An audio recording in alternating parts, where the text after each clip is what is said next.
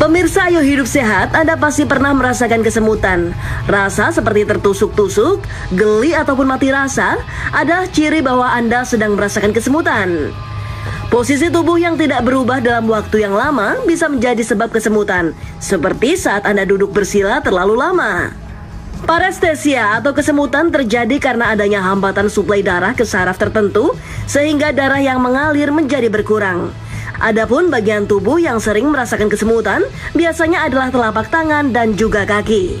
Faktor lain penyebab kesemutan adalah kurangnya asupan vitamin B. Hal ini dikarenakan vitamin B merupakan makanan bagi sistem saraf dalam tubuh kita. Lalu bagaimana jika kesemutan terjadi secara terus-menerus? Apakah berbahaya bagi tubuh kita? Untuk lebih jelasnya, mari kita simak penjelasan dokter berikut ini. Wah, itu tadi tayangan mengenai kesemutan ya dok ya. Penonton di sini suka kesemutan nggak? Pasti pernah ya kesemutan ya. Apalagi yang manis nih seperti teman saya ini pasti suka ada kesemutan. Hubungannya nggak sih sebenarnya? Kalau terlalu manis menjadi lebih sering kesemutan. Nah itu langsung aja kita bahas bersama dengan Dokter Ziki, spesialis saraf. Siang dok. Ya. Dok. Ini kita sedang bahas tentang kesemutan. Kan biasanya nih kalau kita kelamaan duduk sila atau tidur ketindih tangannya itu tahu-tahu kebas rasanya, kesemutan. Iya, rasanya kesemutan. Bahkan juga otot misalnya rasanya seperti kram. Iya. Dan ini kan kesemutan katanya ada yang sementara dan kronis. Nah, ini apa dok? Bisa dijelaskan kepada pemirsa? Iya. Jadi kalau kita bicara kesemutan, sebenarnya kesemutannya adalah gejala ya. Gejala ya? Jadi bukan penyakit bukan ya? penyakit, Ya. Tapi kesemutan ini bisa salah satu gejala atau tanda dari penyakit yang mendasari di belakangnya ini. Apakah gitu ini merupakan tanda dari penyakit yang serius, dok? Bisa iya, bisa enggak ya. Jadi kesemutan ini kita bagi dua dulu. Ada kesemutan yang relatif normal atau biasa, atau yang bisa mesti diawasi lebih lanjut ya. Contohnya kalau memang yang biasa, misalnya kita dari Dokter Hekal bilang suka minum jahe sambil duduk di bawah, sila ketekuk. Bukan karena jahenya ya dok? Bukan, tapi karena posisinya ini. Karena posisi tertekan ini menyebabkan aliran darahnya menjadi tidak lancar ke saraf-saraf di daerah tersebut yang di kaki biasanya atau di tangan yang lebih ujung-ujung biasanya. Nah ini akhirnya menyebabkan gangguan sensitivitas sarafnya terganggu, akhirnya menjadi kesemutan atau dalam bahasa kedokterannya parestesia. Itu yang pertama. Itu relatif tidak berbahaya ya. Tapi yang menjadi bahaya adalah kesemutan yang tadi saya sebut ini dia biasanya akan hilang sendiri ketika kita memperbaiki posisi. Ya. Sedangkan kalau kesemutan yang berulang-ulang terus-menerus dengan pola yang relatif sama, apalagi yang tidak berubah dengan pergantian posisi. Apalagi dengan semakin waktu dia semakin bertambah, itu sangat mungkin harus kita kejar. Ini ada apa nih? Ada penyebabnya dok. Penyakit yang serius nih dok. Nah, bagaimana dengan kram dok? Kram sendiri sebenarnya adalah kontraksi otot yang nggak normal ya. Jadi kalau misalnya kita bicara tentang kram, kan otot ini misalnya bergerak nih, misalnya kaki saya mau angkat, nah itu kan saya memerintahkan, ayo kaki angkat gitu ya. Tapi ini nggak ada perintah, tiba-tiba dia ngangkat sendiri. Kalau mungkin kalau yang sering main bola suka bilang betisnya ketarik, nah seperti itu ya. Jadi kontraksi sendiri dok. Berarti beda ya dok ya, kesemutan dan kram itu adalah dua hal yang berbeda. Dua hal yang beda, karena yang satu yang kena saraf sensorik, yang satu yang kena saraf motoriknya. Beda ya. Tapi yang satu saraf, yang satu otot. Baik dua-duanya ini yang harus kita bahas adalah pertama adalah lokasinya. Lokasi ini mana? Yang kedua adanya onset atau kapan munculnya, ya kan? Kemudian frekuensinya berapa sering? Ya, pencetusnya apa? Pencetusnya apa? Kemudian intensitasnya, berapa derajatnya, ringan, sedang, berat, atau makin bertambah, nah seperti itu. Nah, kalau kesemutan ini apa saja dok pencetusnya selain posisi? Kalau kesemutan selain posisi ini banyak ya, ada mulai dari yang ringan kayak tadi di video dijelaskan, misalnya pada orang dengan gangguan atau defisiensi atau kurangnya vitamin B kompleks ya, vitamin neurotropik itu bisa. Tapi faktor-faktor yang lain bisa, bahkan penyakit sistemik atau penyakit yang menyeluruh di seluruh tubuh bisa, seperti diabetes bisa, ya. Atau pada orang-orang yang mungkin terjadi gangguan yang lebih berat, ekstrimnya, misalnya pada orang dengan gangguan imunitas, bahkan orang dengan HIV/AIDS itu bisa menyebabkan gangguan kesemutan bisa juga, ya.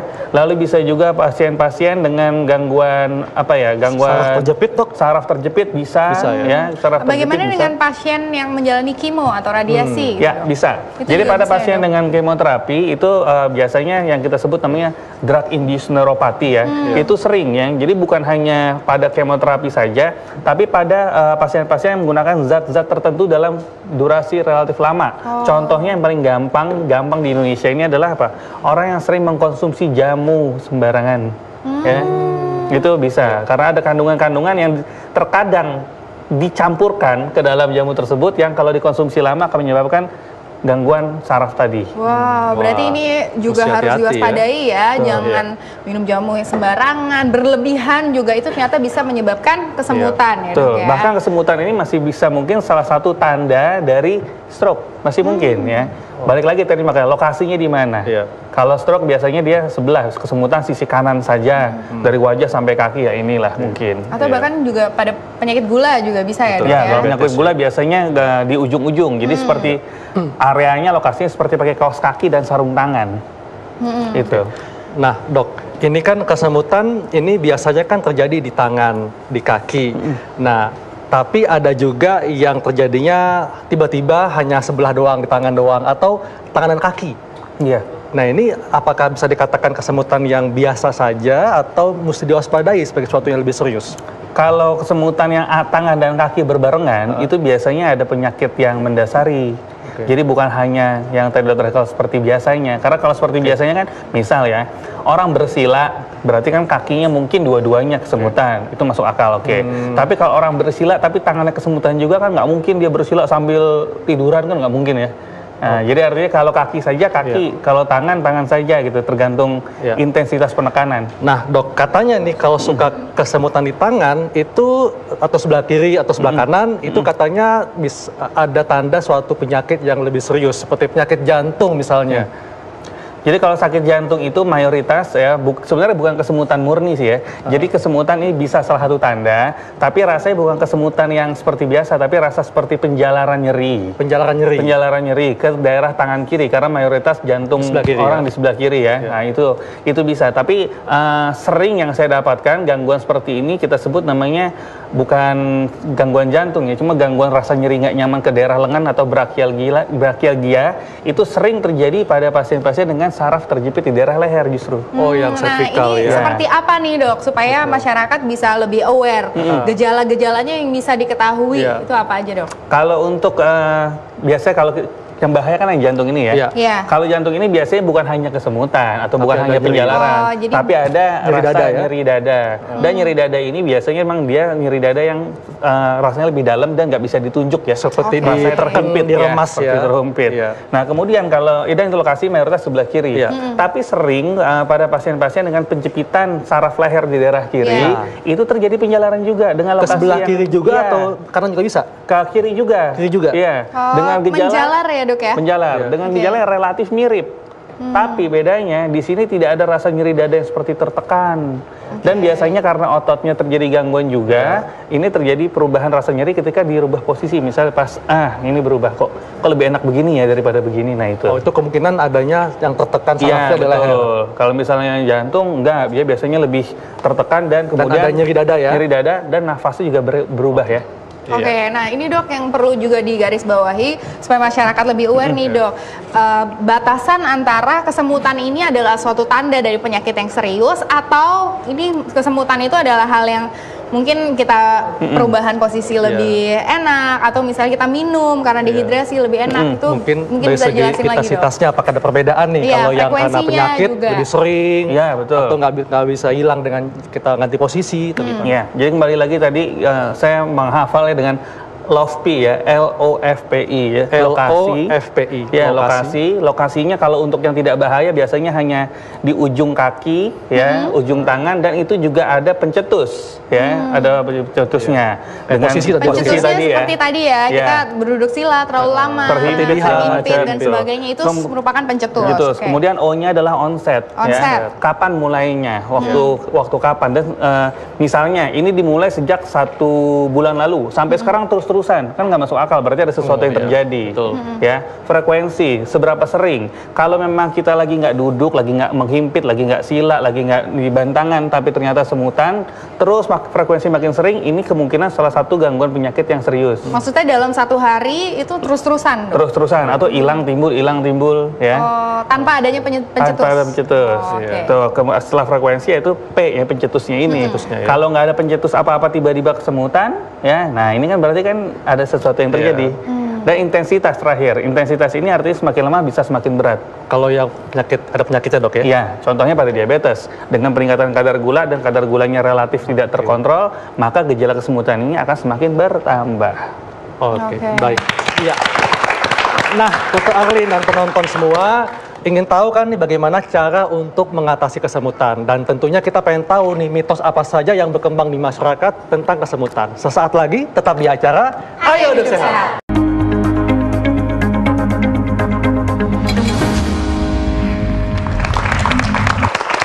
Kembali lagi di acara Ayo Hidup Sehat. Kita masih membahas kesemutan dan sudah ada Dr. Rita, spesialis kedokteran fisik dan rehabilitasi. Siang dok. Siang. Nah, Dr. Arlin, ini banyak nih mitos dan fakta yang berkembang di masyarakat tentang kesemutan. Iya, kita bahas satu persatu. Ini ada yang pertama, kesemutan di tangan artinya mau dapat rezeki. Dapat duit. Mitos atau fakta nih dokter Ziki? Kalau memang benar seperti ini ya, Mau ya tiap saya nggak hari. mau sembuh loh. Ini jelas mitos ya. Ini jelas mitos ya, Iya. tidak ada hubungannya kesemutan dan juga banyaknya rezeki seseorang ya. Oke, Iya. lanjut. Ini ada fakta atau mitos mengenai kesemutan. Selanjutnya, ya, kesemutan terjadi karena peredaran darah tidak lancar. Nah, ini dok.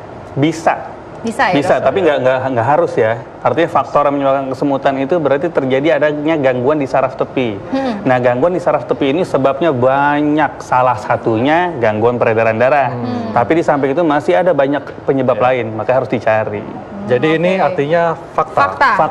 Fakta ya. Oke, ini adalah fakta bahwa mitos fakta bahwa kesemutan memang bisa terjadi karena peredaran darah di aliran darah tepi ya, Dok ya. Iya. Tidak lancar. Oke. Oke, Lanjut. selanjutnya, Nih, kesemutan mengurangi kesemutan dengan menyiram air dingin. Fakta atau Nah, mitos? Dr. Rita nih, ini fakta atau Iya, mitos? Dokter Rita.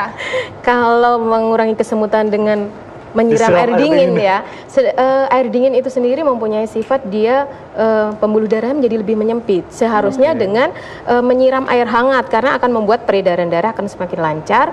Jadi suplai atau pasokan darah yang ke saraf akan lebih baik. Jadi sebenarnya kebalikan ya. Oh, Iya. jadi ini artinya mitos, tapi Iya, mitos. kesemutan bisa dikurangi dengan menyiramkan air hangat seperti itu, Dok. Iya, membuat peredaran darah Direndam. semakin Kalau lancar. direndam gimana, Dok? Kalau direndam, rendam itu sendiri mempunyai efek memperlancar peredaran darah, kemudian ototnya juga akan lebih rileks lagi. Jadi sebenarnya bisa dengan Bisa. efek rileksnya peredaran darah lebih lancar, kesemutannya akan berkurang. Oke. Iya. Kesemutannya bisa berkurang ya, Dok Iya. ya. Oke. Seberapa lama nih, Dok, untuk merendam atau menyiramnya Iya. supaya kesemutannya hilang? Iya. Atau sampai kesemutannya hilang?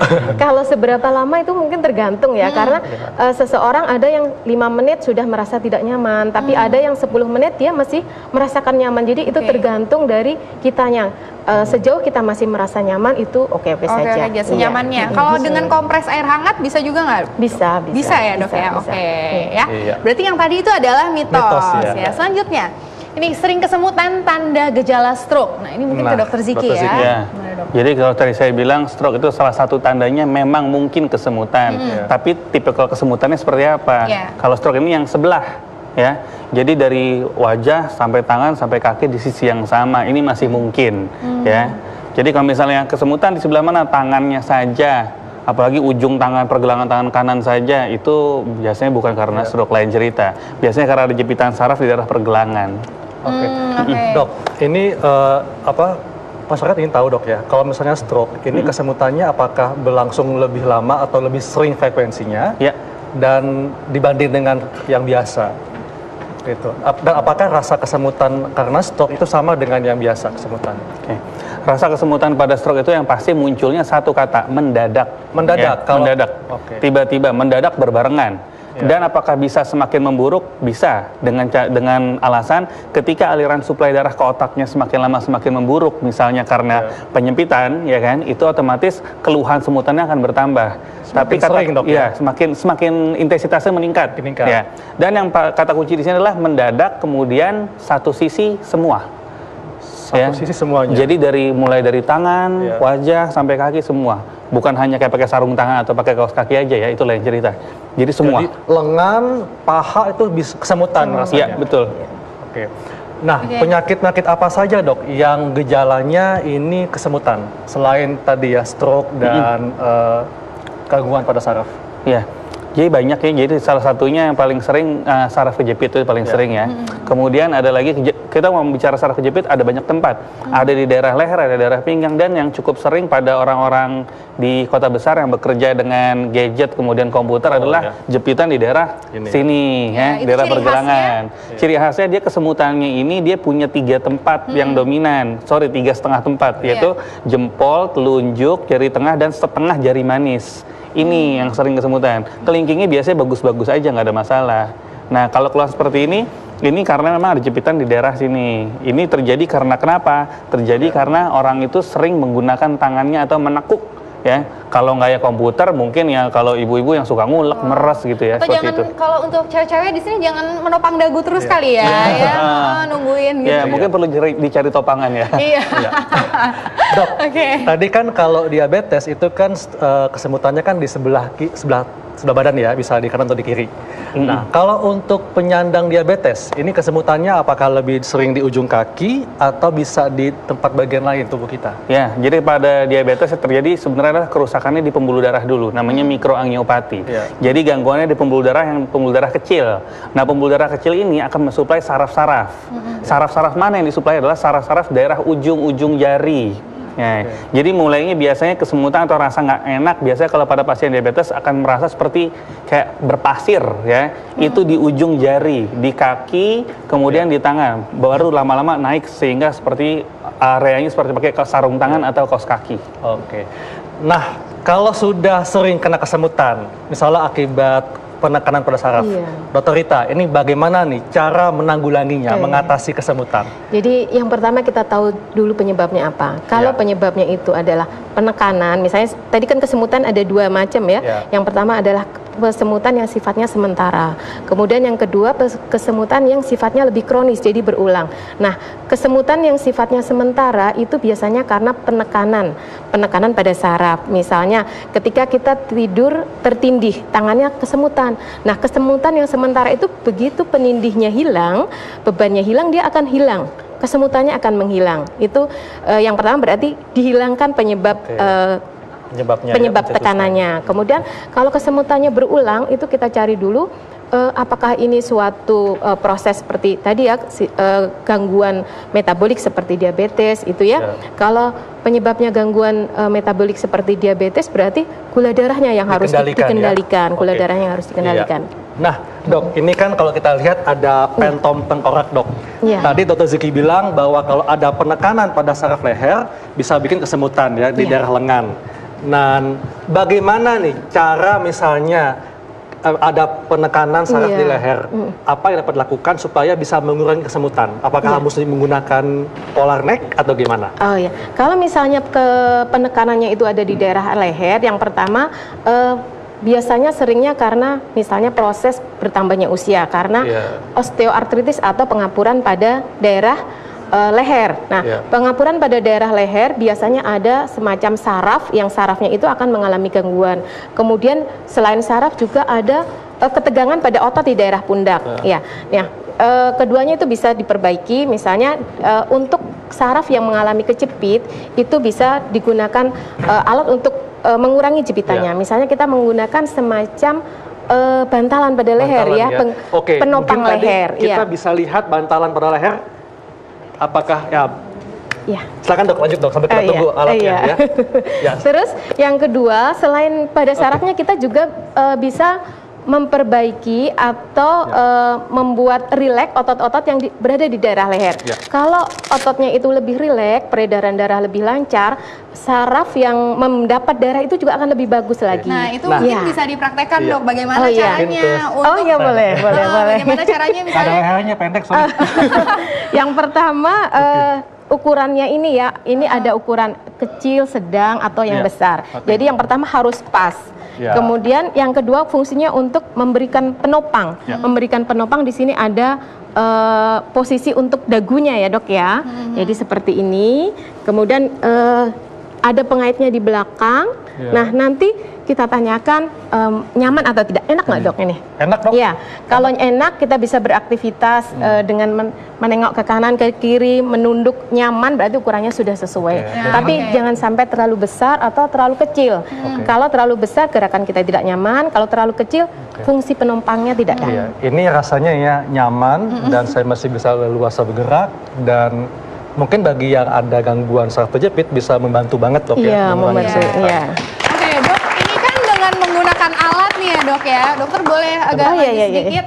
Nah kalau misalnya nih dok, orang dengan saraf terjepit, apakah ada stretching atau relaksasi yang bisa dilakukan di rumah gitu dok? Kalau ini kan dengan alat nih dok.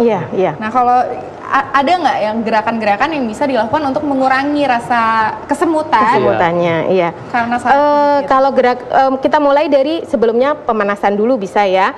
Kemudian sebelumnya bisa diberikan penghangat dulu pada daerah otot-otot di daerah leher dulu. Penghangatnya penghangat kompres hangat boleh. Jadi anduk dikasih air hangat kemudian diletakkan diselimutin di pundak ya, di otot-otot sebelah sini. Itu bisa. Kemudian untuk stretchingnya sendiri kita mulai gerakannya dari gerakan leher itu ada 6 gerakan.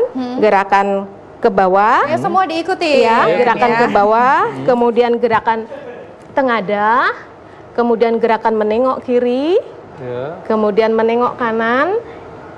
Kemudian menekuk daerah leher ke kanan dan ke kiri. Ini baru gerakannya, belum stretching. Belum. Kalau stretching berarti kita harus menahannya dalam 6 detik karena dari studi-studi sebelumnya dengan menahan 6 detik itu akan mendapatkan efek stretching. 6 detik ya? Iya, 6 hitungan. 6 hitungan atau 6 detik. Kalau menghitung detik kita susah ya, jadi 6 hitungan. Sambil menunduk kita hitung 1, 2, 3, 4, 5, 6. Tengadahnya 1, 2, 3, 4, 5, 6 ya. Ini juga ditahan 6 hitungan 1, 2, 3, 4, 5, 6. Kemudian sama ke kanannya juga 1, 2, 3, 4, 5, 6. Gimana rasanya nih penonton? Iya, enak ya. Lebih rileks ya. Semakin rileks lagi kalau tadi pakai penghangat ya. Tapi nggak boleh dihentak dok ya? Iya, nggak boleh dihentak. Nah, yang jadi masalah dihentak. Nah itu. Sampai bunyi krek-krek itu yang bahaya ya. Dok, tadi kan dokter bilang penyebabnya bisa karena saraf terjepit. Selain di leher juga ada saraf yang terjepit di daerah punggung atau lumbar. Iya. Nah ini gimana dok? Kesemutannya akan seperti apa? Prinsipnya sama, cuma hanya beda lokasi. Kalau yang di leher ini akan menyebabkan rasa kesemutan di daerah lengan. Kalau yang daerah pinggang akan menyebabkan rasa kesemutan ke daerah kaki. Nah, rasanya sama sebenarnya, hanya beda lokasi aja. Dan, nah ini juga nih, kalau laki-laki ya, itu paling suka nyimpan dompet di saku belakang. Nah, ini masalah. Nah, katanya juga bisa bikin kesemutan. Betul. Jadi ada banyak faktor. Apalagi kalau dompetnya tebel ya. Semakin tebel dompet semakin sering kesemutan. Biasanya ada bon-bon, kartu ATM ya. Jadi semakin lama ditaruh dompet di belakang memang akan menyebabkan gangguan ya. Jadi kalau itu namanya ada nama ngetopnya adalah wallet neuropati. Itu sebabnya karena penekanan pada saraf daerah belakang sini sehingga ada gangguan sampai ke kaki ya. Bahkan bisa juga orang naruhnya di kanan tapi kirinya yang kena bisa juga. Jadi sebaiknya jangan taruh dompet di belakang ya. Jadi solusinya titip dompet ke istri. Iya betul sekali ya. Nah balik lagi nih Dokter Rita, khususnya untuk orang-orang yang memang mengalami kesemutan nih dok. Banyak yang mengatakan kan, oh kalau misalnya kita kesemutan di sini digerak-gerakin nanti lama-lama hilang. Tapi kalau misalnya nggak hilang, banyak yang dipijat-pijat. Nah itu sebenarnya bisa membantu atau sebenarnya nggak ada gunanya nih dok? Kalau kesemutannya dengan dipijit hilang, itu bisa-bisa saja. Asalkan kesemutannya biasanya sifatnya sementara. Tapi kalau kesemutannya tadi karena ada gangguan metabolisme seperti diabetes tadi ya, biasanya walaupun dipijit, walaupun diapakan, kesemutannya tidak berkurang. Nah itu yang kita harus waspada, kita harus berkonsultasi ke dokter untuk lebih lanjutnya. Ya. Nah, Dok, ini kan biasanya nih ya, wanita tuh suka banget pakai korset. Dan ternyata korset juga bisa membantu untuk mengatasi kesemutan. Jadi bukan cuma bikin kelihatan langsing aja ya. Kalau ini kayaknya ini korset untuk saya pakai kebaya ya. Bukan ini ya. Mungkin lebih ini juga bisa kita pakai, tapi kita yang nggak ada kelainan pada masalah kesemutan di kaki ya. Nah, jadi ini hanya untuk misalnya kita membantu lebih stabil daerah perut, misalnya sesudah melahirkan atau apa ya. Kayak gurita ya. Iya, sedangkan untuk kesemutan karena tadi yang Dokter Siki sampaikan karena saraf kejepit, itu lebih disarankan korsetnya seperti ini ya. Korsetnya seperti ini. Ini kan yang untuk daerah tulang belakangnya. Kemudian di kanan kirinya ini ada semacam besi, ada penopangnya. Karena fungsinya untuk menarik otot-otot daerah. Jadi ini aman, Dok ya? Aman. Asalkan ukurannya pas. Jadi jangan sampai ketika kita memakai, ketika duduk sampai ke dada. Nah, itu akan menimbulkan tekanan di dadanya. Soalnya kalau ada kata terlalu kencang malah bisa bikin kesemutan. Iya, jadi harus ukurannya sesuai pada saat duduk dipakai nyaman gitu. Ini dipakai selama kita berdiri berjalan. Jadi pada saat posisi melawan gravitasi. Jadi saat berdiri atau berjalan. Jadi kalau tidur dilepas. Iya. Nah, Dokter Ziki, ini untuk kegiatan sehari-hari apakah memang dianjurkan, Dok? Ini dianjurkan, jadi saya menganjurkan pada pasien-pasien saya yang mengalami gangguan saraf kejepit ya, atau gangguan daerah tulang belakang. Mana, Dok? Daerah tulang belakang, kalau untuk ini daerah pinggang ya. Ini terutama pada orang-orang yang sering duduk lama di kantor, tidak bisa menahan postur tubuh sehingga nanti duduknya akan merosot. Nah, ini kita pakai ini. Kemudian saya sangat menganjurkan alat ini, lumbar korset ini dipakai untuk orang-orang yang sedang berpergian jauh, baik naik mobil, naik kereta, naik pesawat. Nah, itu harus kita pakai, atau orang yang berdiri lama. Misalnya ya dokter-dokter yang melakukan operasi nunduk lama atau seperti itu. Itu juga bisa dipakai. Nah, kalau misalnya nih, Dok, pasiennya memang memiliki saraf yang kejepit tapi tidak memiliki korset. Ada gerakan-gerakan yang bisa dilakukan di rumah, Dok? Oh, ada. Gerakan-gerakannya kayaknya kemarin pernah ya kita bahas ya. Gerakan-gerakannya itu untuk yang sifatnya menarik, stretching otot-otot punggung, itu seseorang bisa berbaring, kemudian tekuk kaki kanannya bergantian nanti ya, tekuk kaki kanannya sampai ke perut, dihitung 6 detik juga, ditahan 6 hitungan juga. Kemudian bergantian dengan kaki yang kiri sampai lututnya itu hampir semaksimal 6 detik juga mungkin menyentuh perut. Iya. Iya. Jadi kesemutan ini artinya memang hal yang bisa terjadi karena posisi yang salah, atau bisa juga karena penyakit yang lebih serius ya. Tapi apabila sering mengalami kesemutan, jangan panik karena ada cara untuk mengatasinya, yaitu bisa dengan menggunakan korset atau collar neck, ya, seperti itu.